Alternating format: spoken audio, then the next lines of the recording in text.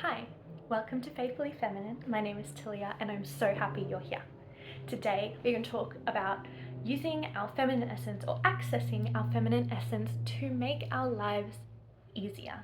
It's a big claim to make, and I'm going to give you 3 pointers on how to just make little micro habits and shift your perspective and your brain and your thoughts to help you just release a little bit and bring more ease into your life.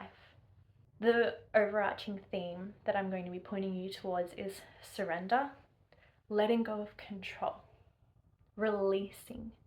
It's so easy to grip to things, to think that you know best and you know the best way to do it and exactly when to do it. However, having a mindset where we feel like we must control everything in our lives and make everything perfect and everything is our responsibility and we have to get things done takes away our joy, our peace, and actually shows when we try to grip things and control every part of our lives that we're not trusting God. And trusting God releases us from this cage, this prison of perfecting everything. It helps release us into our feminine essence, our natural ability to just be and be joyful and have fun, bring light and joy to the people around us, not intensity and chaos. This is something I personally have worked on over the last 2 years and am continuing to do. And I know it's really difficult and easier said than done. Oh, just let it go, trust God. It's not quite as simple as that. But I have 3 steps or 3 aspects that I think could help you. So if you're interested in those things, please keep listening. First, breath. Breathing is so underrated, and I think actually the world is starting to pick up on the science behind mindfulness and meditation. Our breath as women, as humans, it is our life force. It's God's breath in us. He breathed life into us. It's so precious and it's so useful to be aware of. So when you feel like you're getting to a point where you're trying to control things and you can't let things go, come back to your breath. 3 deep breaths is all it takes to bring your body back into a little bit more of a calm state.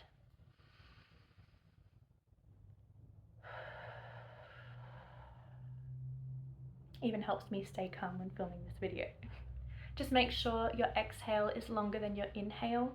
That's what brings your body into a state of relaxation.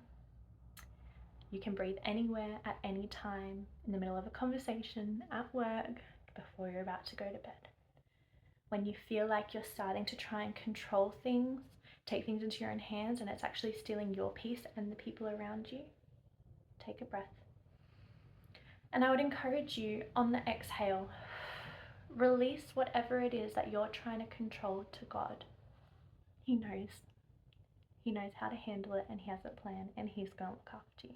That brings me into the second step, recognizing the power of God. If those 3 breaths didn't work straight away, and sometimes they don't when you're really emotional about something or caught up in something, a couple of deep breaths isn't enough to suffice. Take a moment, 5 minutes, and have a pray. Talk to God. Ask him to remind you how big he is and how small our lives are and how small little bits of situations that may cause anguish actually don't matter that much in the long run. Ask him to give you perspective and be grateful for his providence, for everything you do already have. Remember that he is sovereign and he is big and he's the one in control. You're not it. Release it to him. You can combine this with the breathing that I talked about before. Take a deep breath. God, I release this to you. You are capable. He is, and he loves you. And sometimes you don't see exactly what he's doing, but you don't need to understand. He's got it. He has got it. If you're struggling to believe that, just ask him to show you and he will. Read his word. Encourage yourself in the word of God. So relaxing knowing that no matter what happens on this earth, my soul is safe with him and he loves me. He works all things together for the good of those who love him. Number 3. This is a little bit more translated for people in relationships. However, it can also be a father, a brother, friends. When you are able to relax and trust in God and release things to God, you take that a level deeper and start to do that in your relationships. And this can help your relationship really thrive. Learning to trust the masculine, go to them for help, lean on them. It is a man's strength to be a leader, to provide, to help you. It's what they love doing. Oftentimes, us independent women don't even give them a chance, and we go, no, no, no, you do this, you sit in your box, and then we're going to figure everything out. First of all, that's stifling his strength, and then putting stress on you, which isn't good for our nervous system. It's not how we thrive. So, translating your trust in God, and then being like, do you know what? I trust my man too, and give him space to come in and help you.